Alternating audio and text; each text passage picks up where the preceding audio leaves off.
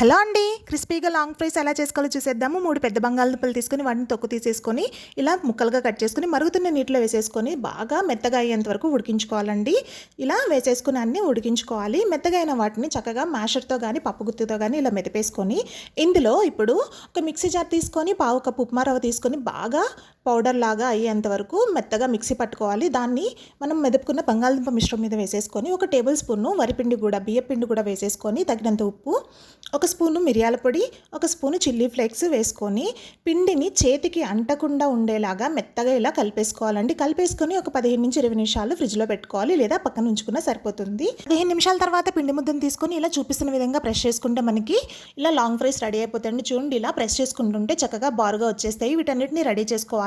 Stove on చేసుకొని oil పెట్టుకున్నాను. Oil కాగిన తర్వాత ఇవన్నీ మనం రెడీ చేసుకున్న లాంగ్ ఫ్రైస్ని వేసేసుకొని మీడియం ఫ్లేమ్ పెట్టుకొని 2 వైపులా దూరంగా వచ్చేంత వరకు ఫ్రై చేసుకుంటే మన క్రిస్పీ లాంగ్ ఫ్రైస్ రెడీ అయిపోయినాయండి. టొమాటో కెచప్తో కానీ మైనస్తో కానీ సర్వ్ చేసుకుంటే చాలా బాగుంటాయండి. పిల్లలు అయితే చాలా ఇష్టంగా తింటారు. ఈ సమ్మర్కి ఇలాంటి న్యూ స్నాక్స్ రెడీ చేసి పిల్లల్ని హ్యాపీగా ఎంజాయ్ చేసేలా చేయండి.